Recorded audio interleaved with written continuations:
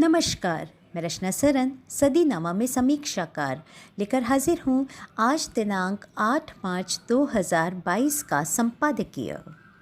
सदीनामा एक ऐसी यात्रा जो स्त्री जीवन के अनेक पहलुओं के अवलोकनार्थ प्रारंभ हुई, जिसका वास्तविक गंतव्य नारी के प्रति समाज की सोच में सकारात्मक परिवर्तन लाना था। परिवर्तन एक क्षणिक प्रक्रिया नहीं है, समय और सतत प्रयास, दृढ़ इच्छा शक्ति के साथ निवेश करने होते हैं, तभी वांछित परिणाम प्राप्त होते हैं। स्त्रीनामा की कुछ चयनित रचनाएं अब एक पुस्तक में संग्रहित हैं, जिसका हाल ही में कोलकाता पुस्तक मेले में लोकार्पण किया गया और उसी के संदर्भ में है आज का संपादकीय, जिसे लिखा है सदीनामा की अतिथि संपादक डॉक्टर मधु कपूर ने और जिसका शीर्षक है स्त्रीवाद बरक्स कविता। कल 7 मार्च को कोलकाता पुस्तक मेले में स्त्रीनामा 1 का लोकार्पण हुआ।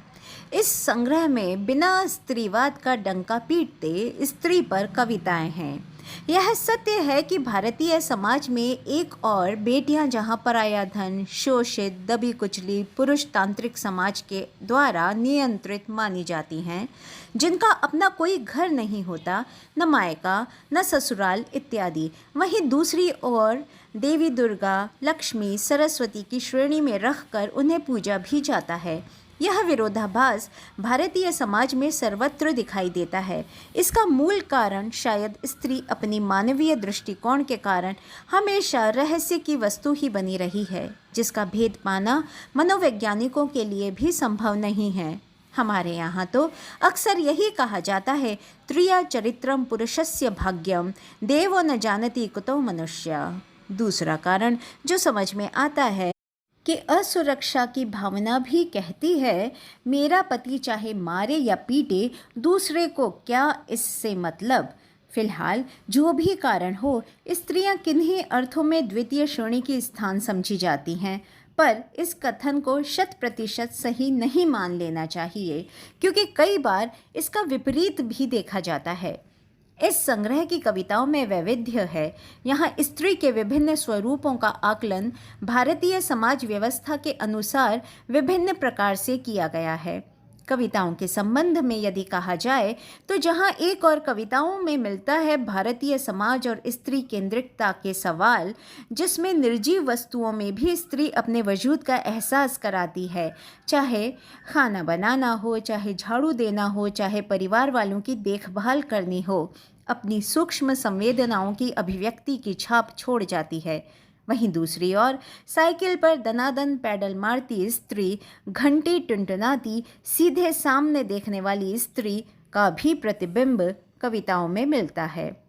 यह विरोधाभास न होकर एक तरह का स्त्री विवर्तन कहना चाहूँगी।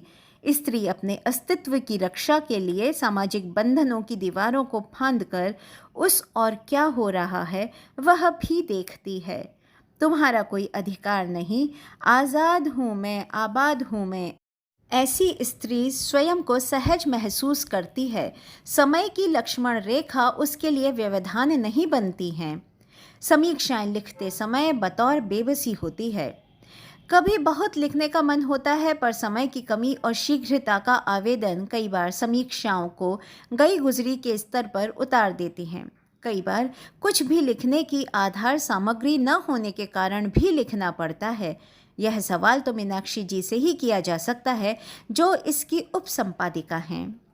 क्या लेखन की गुणधर्मिता का प्रश्न संशय के दायरे में नहीं आ जाता है? स्त्रीनामा 1 का लेखा जोखा बहुत लंबा हो सकता है। बहुत कुछ कहने के लिए रह जाता है, प्रश्न भी उठाए जा सकते हैं। फिलहाल उससे दूर रहकर मैं सदीनामा परिवार के इस अवसर पर मैं अभिनंदन करती हूँ। उनके इस प्रयास और सफलता पर शुभकामनाएं देती हूँ। कुछ साधारण अभिव्यक्तियों को असाधारण बनाने की कला की झलक इन कविताओं में मिलती है, जिसके लिए निस्संदेह कवि और कवयित्रियाँ बधाई की पात्र हैं। पाठकों से निवेदन है कि वे इसे पढ़ें और अपनी प्रतिक्रिया ईमानदारी से दें। कविता न पढ़ने के युग में कविता संग्रह निकालना न केवल प्रशंसनीय है, बल्कि लोगों की संवेदनशीलता को बढ़ावा भी देता है। और अंत में मैं रुचि भल्ला जी की इन पंक्तियों के साथ समापन करना चाहूँगी। घूंट घूंट कॉफ़ी के संग शब्द शब्द कहानी तुम सुनना, कहानी सुनते हुए दरख्त पर चहचहाती चिड़िया को देखना, वही चिड़िया जिसे तुम पीली कहना चाहो पर वह धानी है। धानी रंग तो तुम जानती हो ना, सब नहीं जानते। विलियम वर्ड्सवर्थ ने भी देखे हैं तमाम हरे रंग, पर धानी उनके शब्दकोश में नहीं रहा। जो वह डूब गया तो बचेगा कैसे? हाँ, उसे बचाना है। कोई तो मुझे बतलाए किसके पास बचा है। इस मार्मिक अभिव्यक्ति के साथ सभी को धन्यवाद और नमस्कार। डॉक्टर मधु कपूर, अतिथि संपादक। तो दोस्तों, ये था आज का संपादकीय स्त्रीवाद बरअक्स कविता। कल फिर एक नए विषय पर नए संपादकीय के साथ फिर से उपस्थित होंगे। तब तक के लिए नमस्कार।